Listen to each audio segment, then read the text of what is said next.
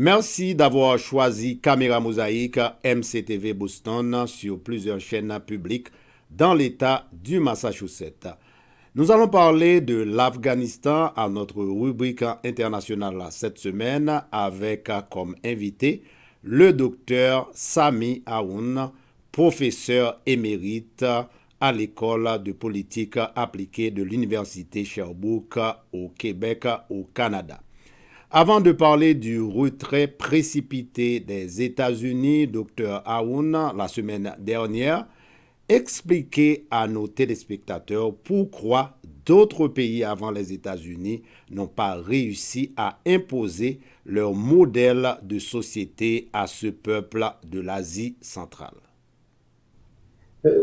Dans une perspective géopolitique, l'Afghanistan, de ce qu'on connaît aujourd'hui, de ce qui a été dans l'histoire, ça englobait encore plus de pays, une partie du Pakistan, même en Iran, ce qu'on appelle aussi le Khorasan. Donc, c'est un espace qui a été lieu d'empire et qui a été lieu d'envahissement et des conquêtes des autres empires, qu'il soit par exemple l'Empire persan avec Cyrus le Grand, qu'avec la Grèce, avec Alexandre le Grand à titre d'exemple. Encore, l'Afghanistan actuel était lieu aussi des rivalités tribales, ethniques, entre les Pashtuns eux-mêmes, à l'intérieur des rivalités des clans et des tribus Pashtuns, et entre les Pashtuns et les Tajiks et les Ouzbeks et d'autres aussi ethnies. Alors, en bref, le 19e siècle va connaître au moins une expansion britannique.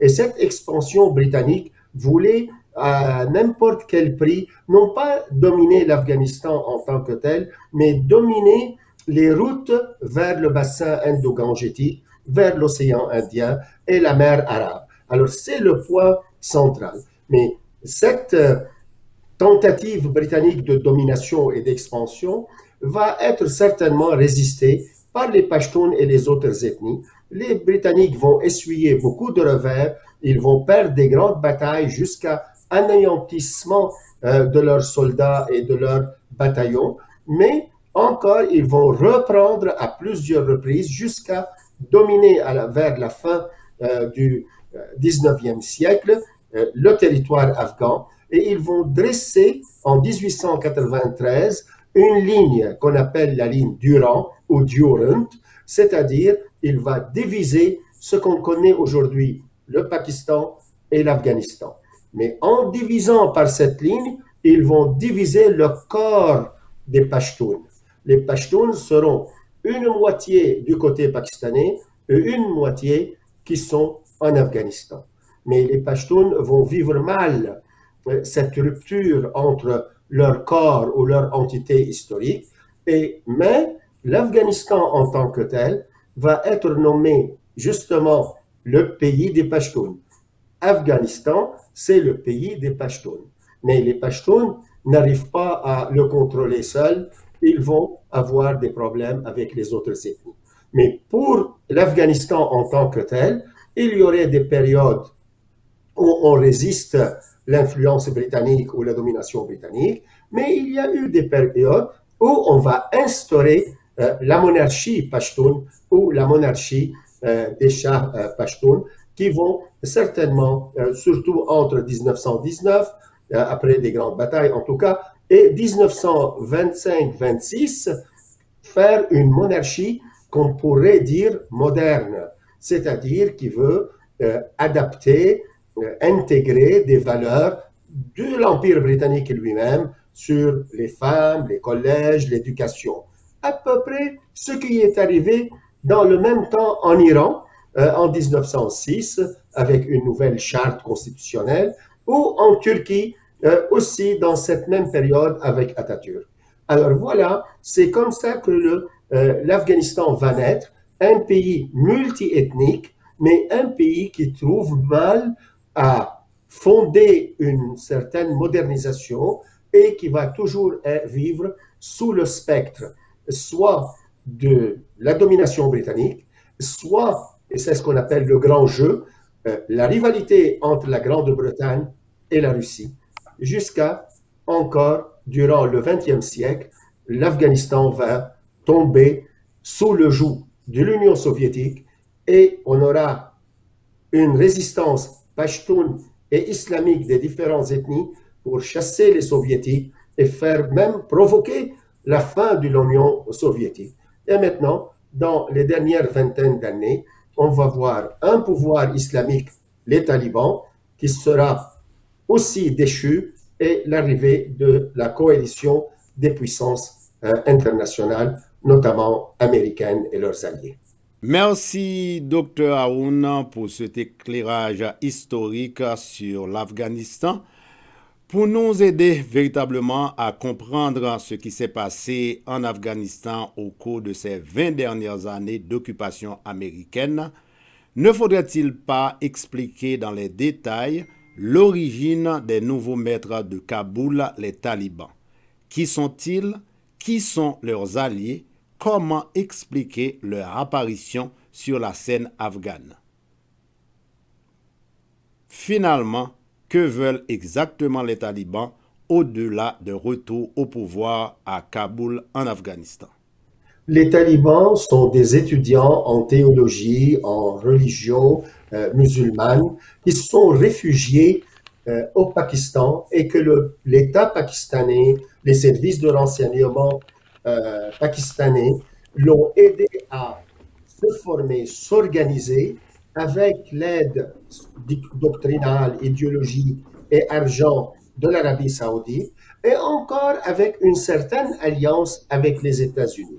Leur mandat, c'est d'imposer une doctrine, une idéologie musulmane, rigoriste, rigide sur l'Afghanistan, mais pour ce faire, ils vont rentrer en Afghanistan et surtout à Kaboul particulièrement pour arrêter les guerres fratricides entre les islamistes eux-mêmes, les différents groupes islamistes qui étaient sous l'appellation les Moudjahidines, qui ont été contre l'Union soviétique, qui l'ont chassé et qui ont certainement n'ont pas pu s'entendre pour avoir un pouvoir autonome islamiste.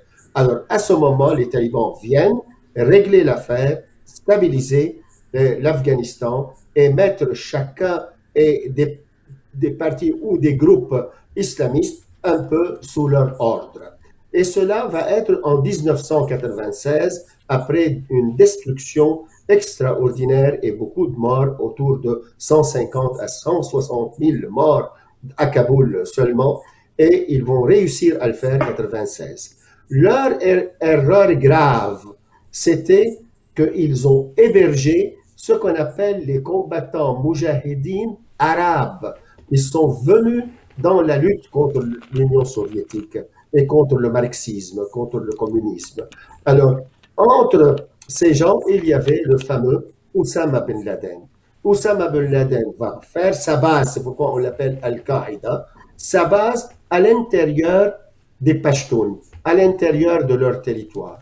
Et de là, il va fomenter l'acte odieux, terrible, terroriste du 11 septembre 2001.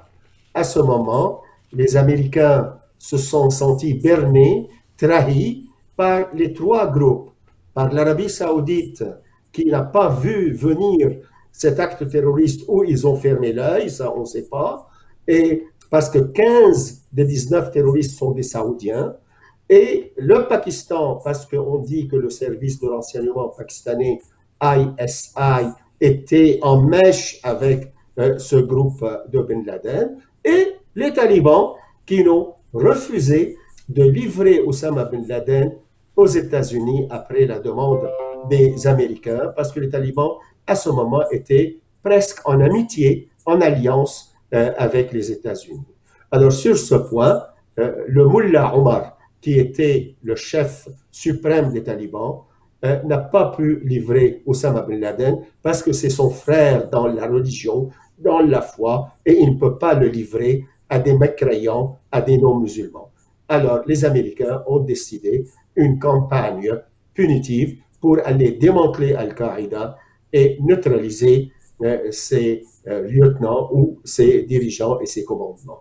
Et depuis 2001-2003, on a eu cette invasion. À ce moment, les Américains ont essayé d'atteindre deux objectifs un peu contradictoires.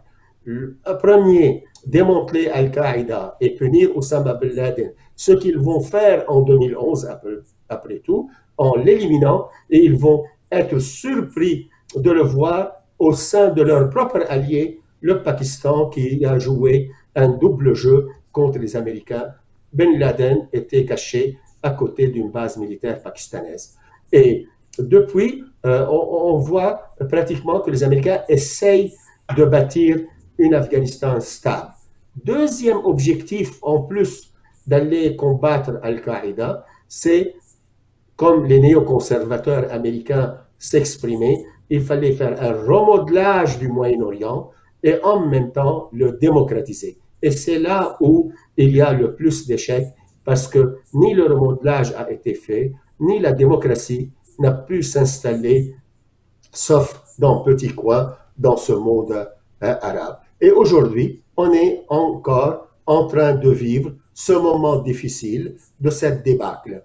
Est-ce que c'est la faute aux Américains et leurs alliés, les puissances démocratiques occidentales, européennes, incluant le Canada, de ne pas faire assez pour imposer la démocratie, ou il y avait des résistances culturelles, économiques, sociales, qui ne laissent pas cette démocratie s'installer et être hospitalisée, hospitalière dans ce terreau culturel afghan. Ça, c'est une grande question qu'on ne peut pas résoudre maintenant, mais ça peut laisser penser, est-ce que la démocratie est transposable par le feu et le sang, par une puissance étrangère, sans une peut-être alliance à l'intérieur, une acceptation des élites de la culture afghane, asiatique et musulmane. Ça, c'est une question qui se pose toujours sur la table.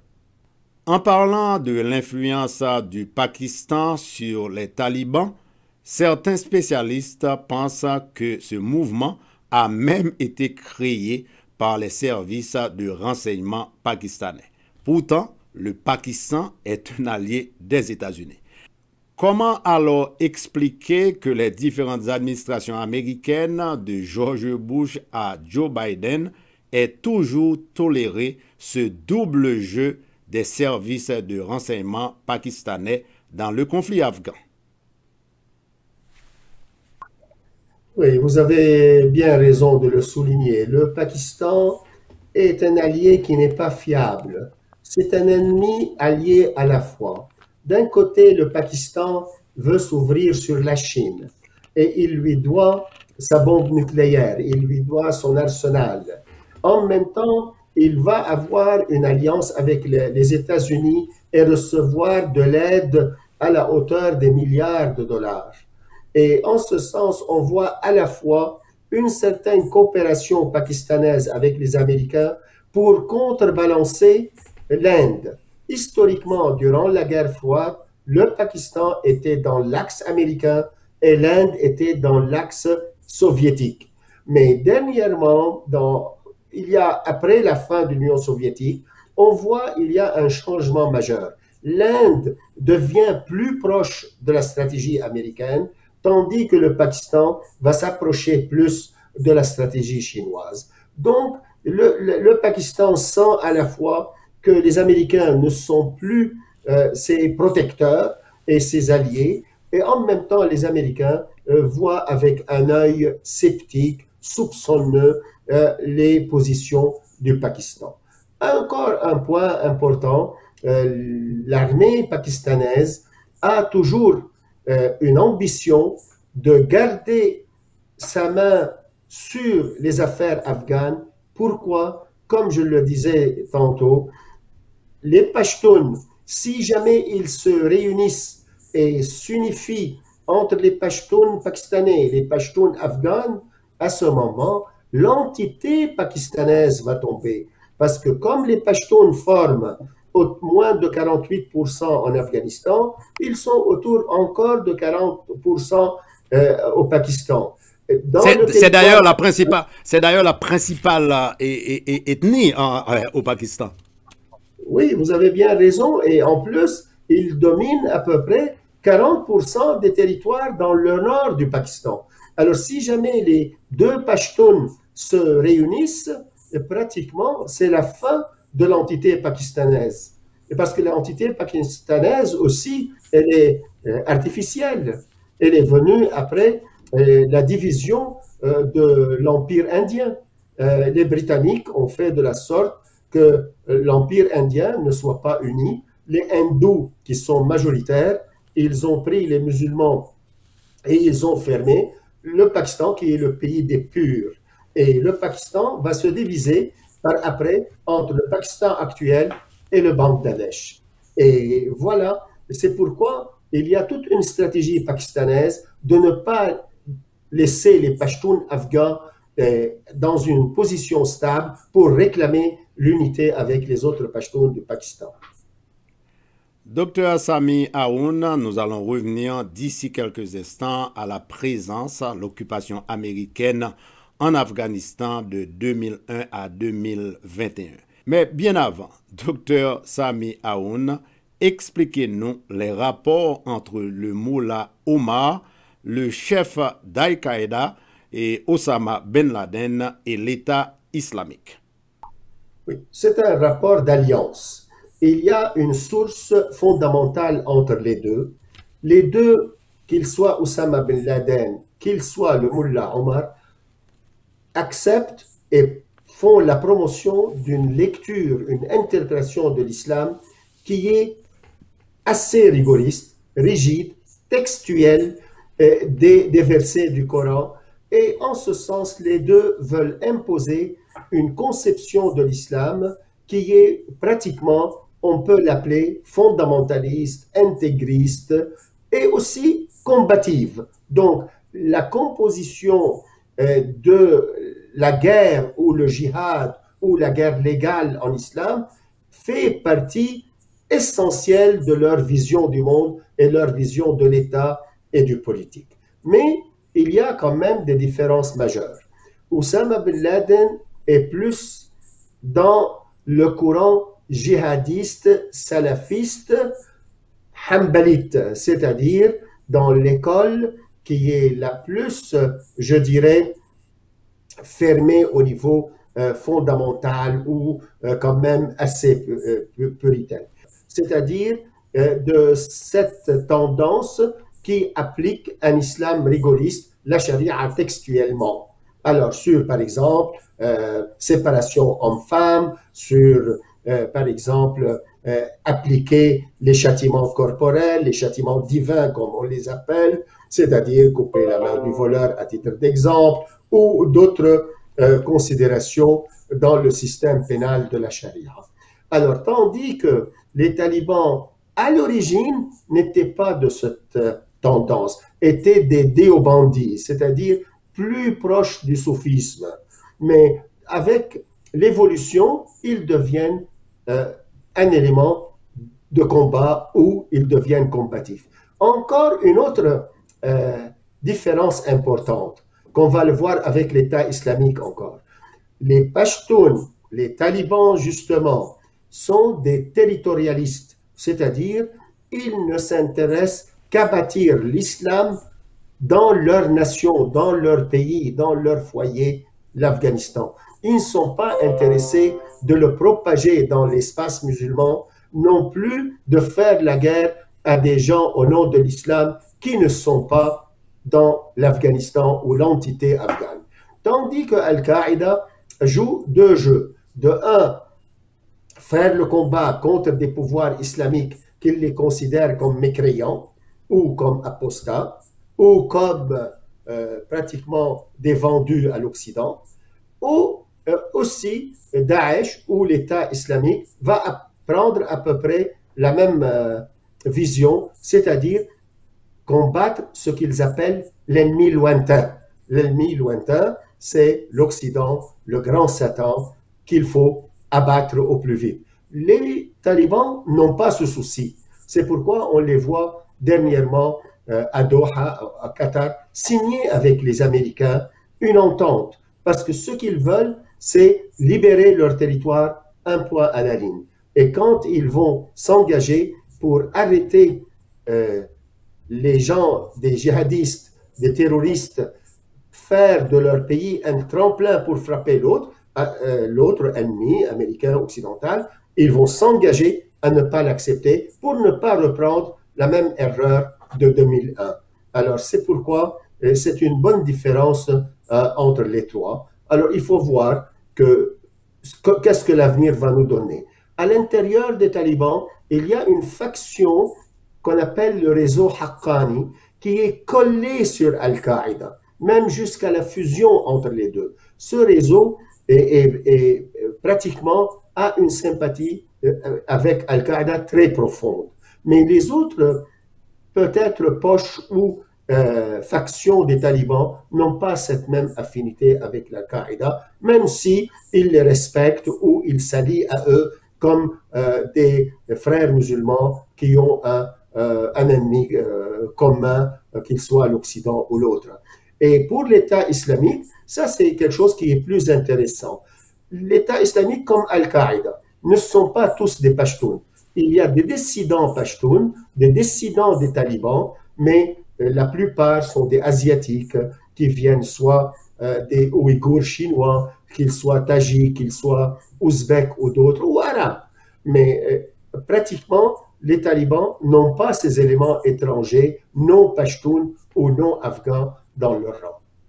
Docteur Sami Aoun, après ce retrait précipité de l'armée américaine du bourbier afghan, ne craignez-vous pas l'éclatement de conflits entre Al-Qaïda, État islamique et les talibans? Oui, certainement. Certainement, il y a une possibilité d'une couveuse nouvelle pour un terrorisme international.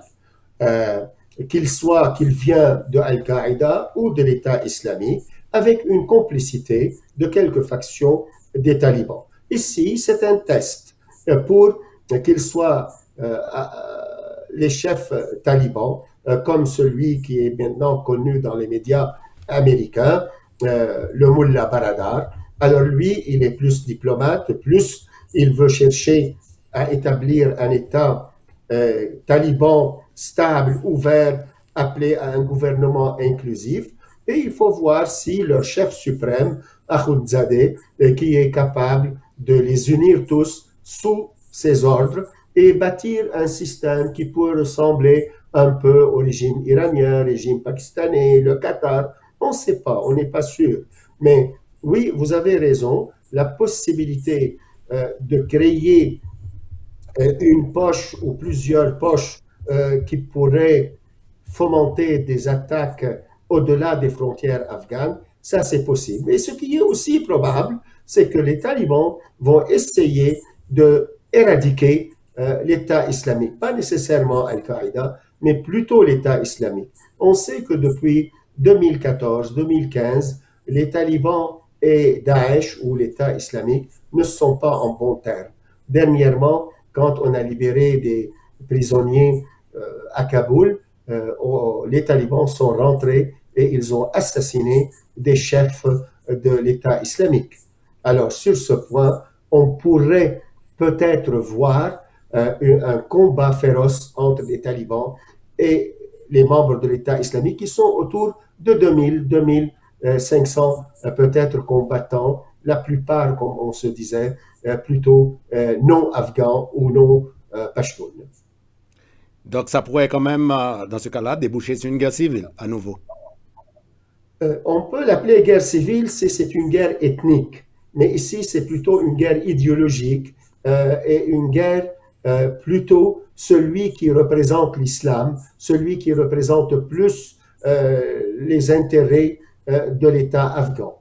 Et les talibans maintenant ont vraiment sur leurs épaules une épreuve assez importante parce que qu'il soit l'État islamique et presque au nord, il y a à côté de chez eux aussi un groupe qu'on appelle la libération turkmène, c'est-à-dire qui sont des Ouïghours. C'est pourquoi les Chinois, qui n'ont pas beaucoup de frontières avec l'Afghanistan, moins de 90 kilomètres. Alors, oui, alors les Chinois regardent avec un œil très, très vigilant comment ces combattants ouïghours pourraient les inquiéter. Ça, c'est un point. Pour Al-Qaïda, encore, on pourrait voir des pays arabes comme l'Arabie saoudite qui n'accepteraient pas de nouveau à être mêlés avec Al-Qaïda, qui l'a beaucoup embarrassé devant les instances américaines. Et on sait aujourd'hui, aux États-Unis, il y a peut-être un procès qui va s'ouvrir contre l'Arabie saoudite et qui réclame que le rapport qui a été écrit sur le 11 septembre avec les cinquantaines de pages assurées qu'il soit révélé devant le juge qui pourrait impliquer des princes saoudiens dans le 11 septembre. Alors c'est pourquoi les Saoudiens sont très prudents de reprendre un appui à Al-Qaïda. Docteur Sami Haroun, venons-en maintenant à la gestion des 20 ans d'occupation à partir d'octobre 2001. Cette occupation s'est déroulée sous la présidence des régimes de Hamid Karzai, 2 mandats entre 2004 et 2014, et Ashraf Ghani de 2014 à 2021. Karzai était proche des Occidentaux. Mais alors, comment expliquer le fait qu'il a eu à mener des négociations pour favoriser un retour des talibans au pouvoir? Oui, certainement, c'est une personnalité pachtoune, il faut le dire, et avec Abdullah, qui est moitié tagik, moitié pachtoun. Alors, ils ont compris que les talibans ont besoin de leur aide à ce moment. Alors, si on reprend un peu historiquement, il y a eu une loya jirga, c'est-à-dire une assemblée générale ou un conseil consultatif avec les grands notables, les grands chefs dans le pays, et qui ont considéré qu'il faut continuer à considérer l'Afghanistan comme une république. Et en ce sens, ils sont allés sur cette avenue et ils n'ont pas repris l'idée de la monarchie. Donc, voilà, on est sur un système républicain. Dans le système républicain, ils se sont mis d'accord pour faire des élections générales. Et on a vu les premières élections, les talibans et les pashtuns et tout le monde et les autres ethnies, l'ensemble des Afghans, ont voté par leurs pieds, si on se permet cette expression. C'est-à-dire il y avait un taux de participation très élevé pour les élections. Pourquoi? Parce que ça pourrait les aider à reprendre dans leur mémoire collective des points assez lumineux dans la modernisation. Comme je l'ai dit, dans 1925-1926, où il y avait tout un réseau collégial, réseau universitaire, émancipation des femmes, enseignement des filles et des fillettes, changer un peu le droit pénal. Donc, il y avait, et sous même les soviétiques, il y a eu aussi des grandes réformes au niveau social, culturel, selon certainement le prisme marxiste et communiste. Alors, quand ils ont vu les élections et qu'il y avait le joug des talibans sur eux, alors ils se sont donnés à l'exercice. Et à ce moment, Karzai était élu, avec aussi Abdullah et d'autres personnalités. Et encore, on a repris encore une fois. Mais cela montre qu'à un certain moment, si on croit à la légitimité internationale, à la légitimité du Conseil de sécurité des Nations Unies, alors ce qu'on appelle l'invasion américaine ou la conquête américaine avait quand même une justification au moins juridique, diplomatique, internationale, en plus de la justification morale. Des grands intellectuels, éthiciens, théologiens, penseurs ont accepté, justifié que le 11 septembre est un acte odieux et terroriste qu'il fallait que les États-Unis répliquent. Et c'est dans leur droit de répliquer. Sur ce point, il n'y avait pas vraiment de grand débat, sauf comme c'est connu, généralement, on accuse facilement les grandes puissances d'être des puissances coloniales, des puissances de domination, ce qu'il y a beaucoup de vrai dans ça, je ne dis pas non. Mais ce que je dis, que la réponse au 11 septembre a été accompagnée par une justification onusienne, par aussi une tentative de mettre des institutions démocratiques, au moins façade et structure démocratique, sans nécessairement l'esprit. Et ici, on a remarqué depuis 2007-2018 le retour d'une forte déstabilisation de la présence américaine, soit par Al-Qaïda, qui a continué à déstabiliser ou à faire des attentats, jusqu'à l'assassinat ou la neutralisation de Oussama Ben Laden. À ce moment, Al-Qaïda va rentrer en déclin, en démantelant. Et 2011, n'oublions pas, il y a eu le printemps arabe dans les pays arabes musulmans, où on comprend à ce moment que les islamistes ne veulent plus cette aventure à Al-Qaïda d'antagoniser les Américains et les Européens. Ils voulaient une réforme intérieure dans ces pays. Mais malheureusement aussi, le printemps arabe a échoué. Restons un peu en Afghanistan. Alors, en plus de la déstabilisation qui vient surtout du Pakistan, et j'espère qu'on n'essaie pas d'être dur avec eux, mais ce sont des faits déjà étalés par les grands analystes de la question afghane. Et encore, ça va arriver à un autre élément, et c'est la faute des Américains et des puissances occidentales, démocratiques surtout, qu'il y a eu un fléau de corruption en Afghanistan. Alors, on a laissé faire une classe politique corrompue, abjectement corrompue, et ils ont aussi fermé l'œil, les Occidentaux et surtout les Américains, sur les rivalités internes de la nouvelle élite afghane entre Ashraf Ghani, à titre d'exemple, qui est élu président, qui a été contesté par Abdullah Abdullah. Abdullah aussi a été élu. Les deux se contestent. Il perd énormément de temps dans ça. Alors, la population afghane a senti que cette nouvelle élite pro-occidentale, elle est tellement corrompue, elle est incapable d'imposer un nouveau système politique, un nouvel état de droit. Alors, dans le temps, on remarque que plus la domination américaine et occidentale, plus dans les villes, les centres urbains, tandis que les régions rurales, c'est-à-dire plus que 60% et même plus du territoire afghan, il est dominé la nuit par les talibans. Alors, c'est pourquoi on voit la population de plus en plus, aussi elle était intimidée par les talibans, je ne dis pas non, mais le regard sur la nouvelle élite, c'est comme si ces jeunes talibans, surtout la jeune génération qui n'a pas connu le joug et le dictat des talibans entre 1996 et 2001, elle est comme désenchantée de la nouvelle gouvernance devant ses yeux. Alors, c'est là. Mais ne cache pas des réalités. Maintenant, nous sommes sous le moment très pressant d'un retrait précipité et qui est mal administré et mal géré par soit l'administration Biden, soit même par les services policiers et militaires américains. Alors, mais il y a quand même des réalités. Dans les dernières vingtaine d'années, il y a eu plus de 18 à 22 centres universitaires dans l'Afghanistan. Il y a eu des centaines des journaux, des revues, des stations de télévision.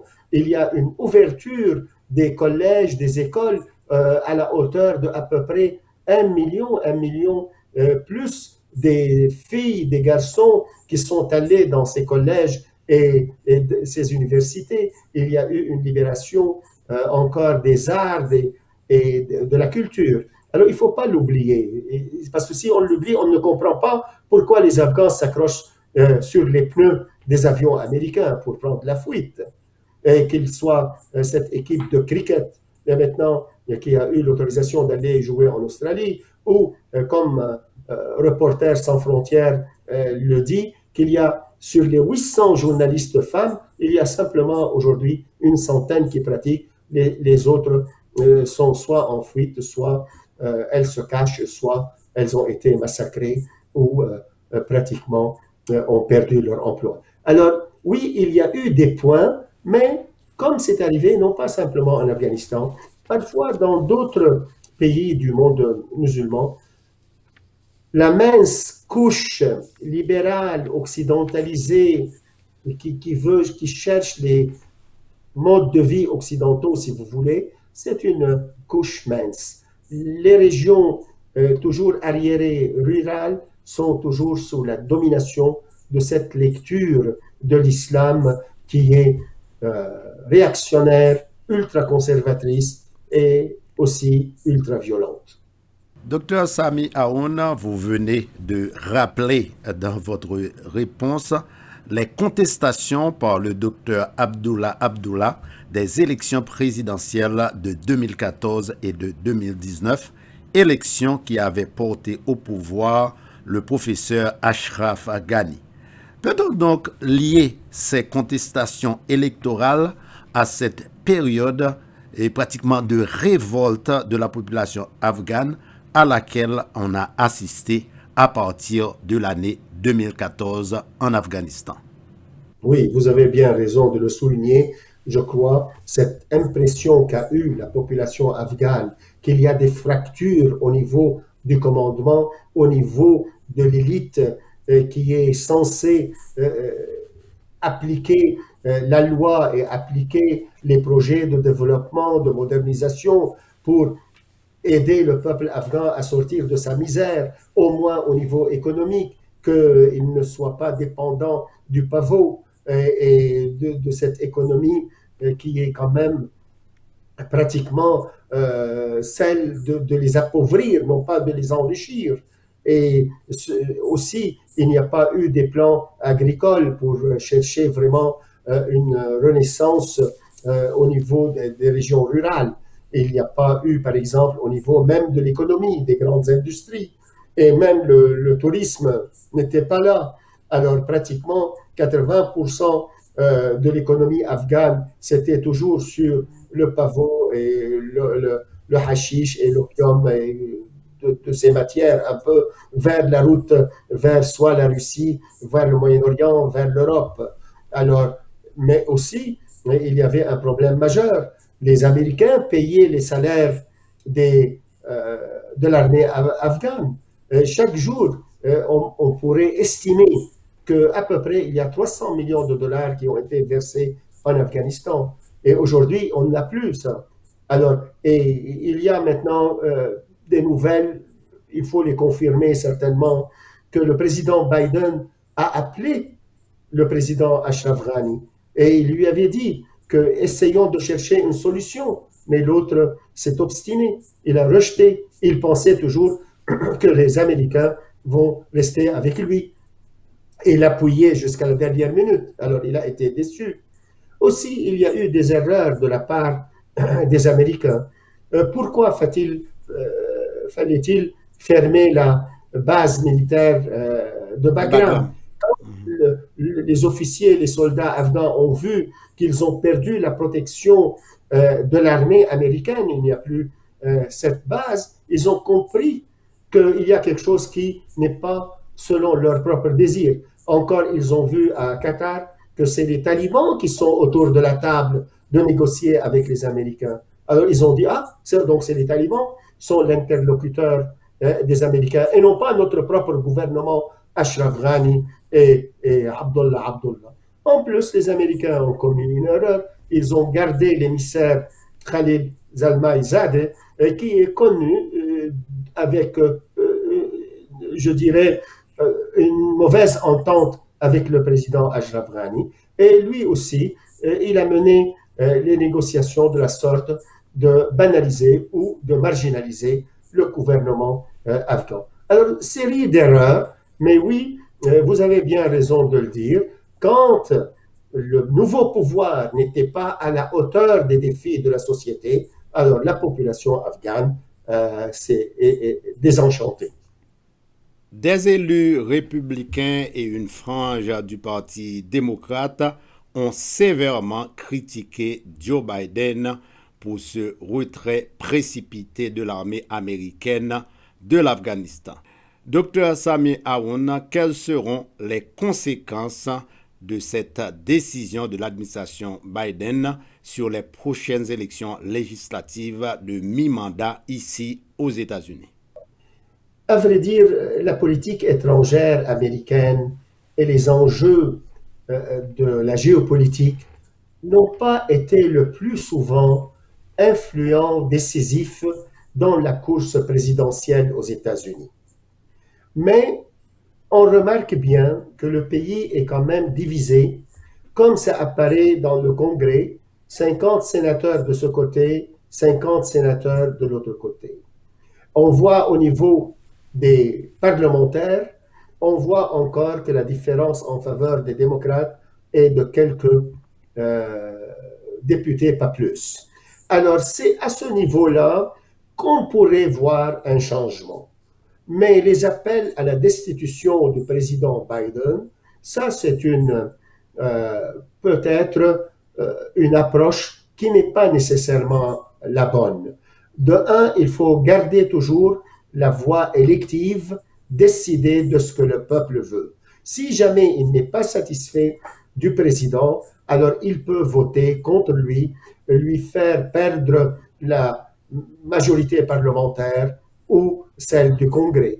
Mais aller dans une fracture de plus, et on sait que les Américains et la démocratie américaine est toujours en difficulté et peine à dépasser la plaie qui a été créée dans la transition entre le président Trump et le président Biden, ce qui va certainement déborder sur la perception de la démocratie partout dans le monde non occidental qui aspire à la démocratie. C'était la risée, il faut le dire clairement, de beaucoup d'élites de gauche et de droite, des idéologues activistes, islamistes ou pas.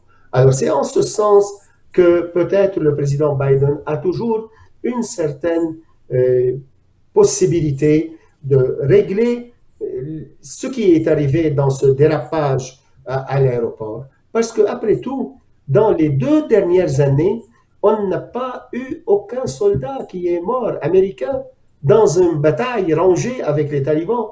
Alors, et quand les talibans prétendent qu'ils ont gagné la guerre, ils se trompent bien. Ils ont gagné un retour au pouvoir, pas nécessairement la guerre. Ils ont gagné qu'ils sont un acteur incontournable sur le sol afghan, ça, il faut leur céder. Mais parler d'une victoire au sens militaire, cela n'est pas arrivé. Donc, les Américains ne sont pas humiliés. Et les Américains ont été défaits, si vous voulez, par les mains des Américains, par peut-être un certain déphasage entre ce que les instances de renseignement, les instances militaires et la décision de la classe politique, de l'administration elle-même, qu'il semble il y avait un projet politique, une ambition politique, que le président Biden voulait à n'importe quel prix faire un discours le 11 septembre qu'il a terminé la guerre. Mais la guerre a été déjà annoncée comme presque terminée avec Obama et presque terminée avec l'entente de Doha avec le président Trump. Alors, cette précipitation a fait mal à M. Biden et aux yeux d'une bonne majorité des Américains, il y a quelque chose qui est tourné au vinaigre. Cette décision de Joe Biden annonce-t-elle un revirement de la politique étrangère des États-Unis?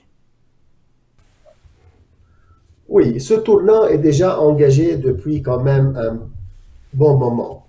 De un, en principe, les États-Unis est un gendarme hésitant. Il veut aller en guerre, il ne veut pas aller en guerre. Aussi, les Américains ne sont pas très friands à faire ce qu'on appelle en anglais le nation building, la édification de l'État. Ils ne le font pas, ils ne l'ont pas fait chez eux, ils ne le font pas ailleurs. Ça, c'est un point de principe. L'autre fil conducteur qui est depuis peut-être le président Obama, et qui est là et qui se dessine, c'est un certain repli américain, surtout de ne plus s'impliquer dans des guerres civiles ailleurs. C'est la grande leçon qu'elle soit du Vietnam, qu'elle soit de la Somalie, qu'il soit de la guerre du Liban, c'est que les Américains... Sans oublier l'Irak. Ah oui, certainement encore.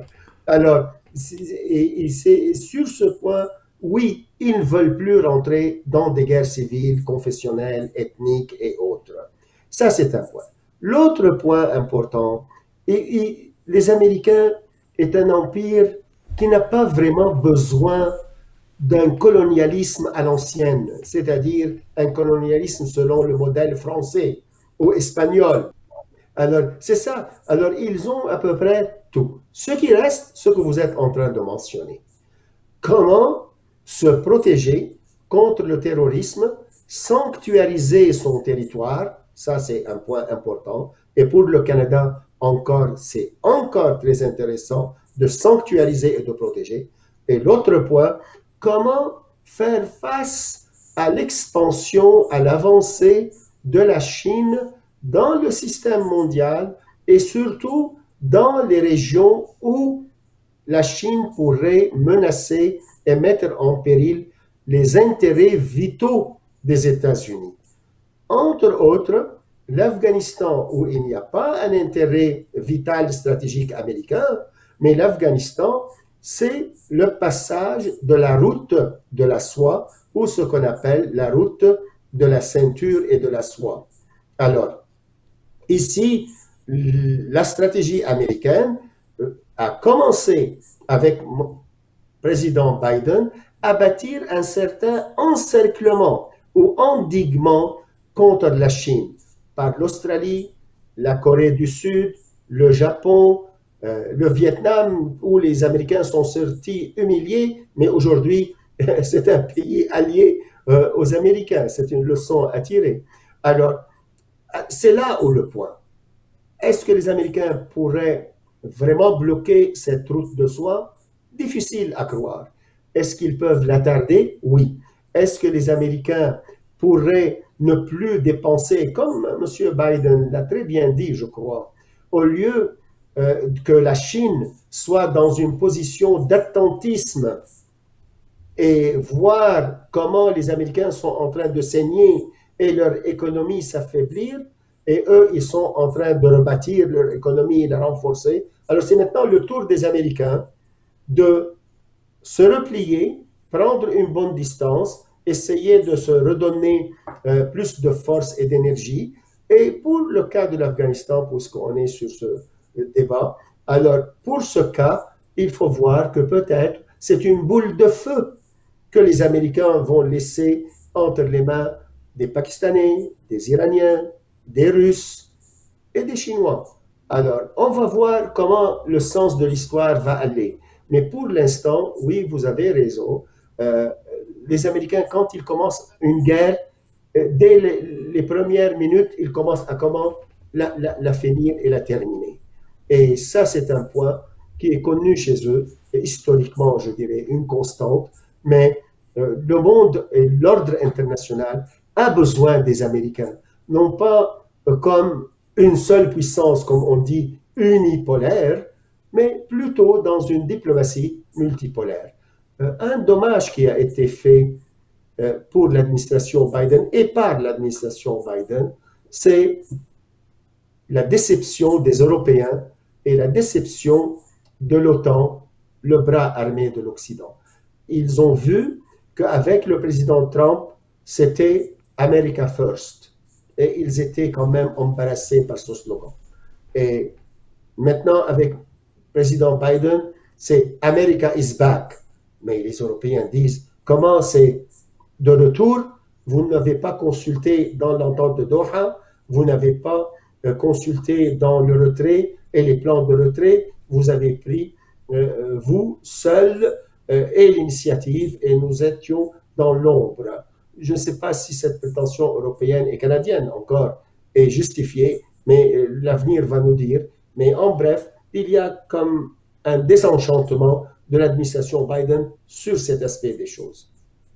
Comment des acteurs régionaux comme la Chine, la Russie, l'Iran et même la Turquie peuvent-ils bénéficier politiquement du retrait précipité de l'armée américaine du bourbier afghan?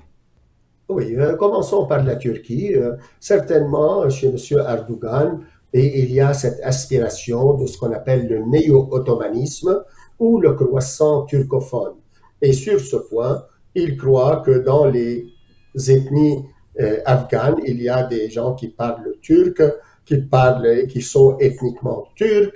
Alors, il va sentir que son utopie de recréer un califat néo-ottoman, alors il va voir ses assises. Ça va l'aider à aussi prendre un peu plus de force quand il se propose avec le Qatar de administrer l'aéroport de Kaboul. Il rentre au Kaboul, donc il rentre au cœur du gouvernement. Sur ce point, on ne sait pas si les Pakistanais vont facilement l'accepter ou peut-être le perturber. Les Iraniens, certainement, ils ont un grand souci si les talibans vont reprendre leurs anciennes habitudes barbares à l'égard des Hazaras, des chiites. Et on voit que les Iraniens essayent d'amadouer les talibans particulièrement pour qu'on ne reprend pas cette guerre sunnite-chiite qui est quand même en Irak, comme vous l'avez dit, et comme dans l'espace autre arabe qui est quand même assez enflammé. Et pour la Russie, certainement, ils ont toujours leurs assises, leurs bases militaires dans ce qu'on appelait dans le temps les anciennes républiques soviétiques, Ouzbékistan, Tadjikistan et autres. Alors, ils vont être sûrs que les talibans n'empiètent pas sur leurs propres intérêts là-bas. Alors, on va voir c'est quoi l'histoire. L'Inde aussi a observé comment elle veut se comporter de ce qu'elle croit être un encerclement pakistanais qui vient du côté de l'Afghanistan. Pour terminer cet intéressant, je dirais, entretien, pour ne pas dire votre exposé sur l'Afghanistan, Dr Samin Haroun, est-ce que l'Afghanistan est présent dans la campagne électorale au niveau fédéral chez vous? Comment la position de l'actuel Premier ministre Trudeau est différente de ses concurrents? À vrai dire, la question, par exemple, de la critique contre l'administration Biden a passé presque timidement. Elle n'a pas été vraiment un sujet de grand débat enflammé. Et la question que M. Trudeau a promis d'accueillir 20 000 Afghans, alors on s'est dit, où sont-ils? Quels sont les critères d'acceptation? Pourquoi vous n'avez amené moins de 4 000? Où sont les 16 000 autres? Alors la réponse était qu'on va aller les chercher des pays limitrophes comme la Turquie, le Pakistan et autres. Alors ça, c'est un sujet de débat important. Mais généralement, le Canada est un pays d'immigration. Alors on ne met pas sur la table beaucoup pourquoi vous faites ça en bloc. Parce que, comme vous savez vous-même, vous connaissez très bien l'intimité canadienne. Alors, si jamais il y a des blocs d'immigrants, alors on ne sait pas au juste comment on peut les intégrer, comment on peut satisfaire à leurs besoins, est-ce qu'on a les moyens, et surtout qu'il y a deux approches au Canada. Le multiculturalisme qui domine dans les régions anglo-saxonnes, et il y a l'interculturalité qui domine dans la province du Québec ou le Québec. Alors, sur ce point, le Québec, dans les 20 000, il n'y a pas beaucoup de francophones. Par contre, on a découvert une communauté francophone très agissante, très moderne et très libérale et qui est à Montréal. Alors, heureusement, et parce que aussi dans l'Afghanistan, il y a quand même une influence de la culture française avec le Ahmed Shah Massoud, qui est lui-même, son père qui lisait Victor Hugo, et qui était, on a fait un lycée en son nom d'ailleurs. Alors, on va voir, est-ce qu'on va prendre les francophones de ce côté et les anglophones de l'autre. Mais en général, les Canadiens acceptent de tendre la main pour la rescousse des Afghans en détresse. Eh bien, au nom de tous les téléspectateurs de Caméra Mosaïque, merci d'avoir répondu à notre invitation et vous avez fait une excellente présentation. Ce n'était pas vraiment un entretien. Nous avons vraiment beaucoup appris de votre présentation. Merci encore une fois d'avoir accepté notre invitation. À la prochaine, Dr Sami Aoun. C'est moi qui vous remercie. Au revoir. Au revoir.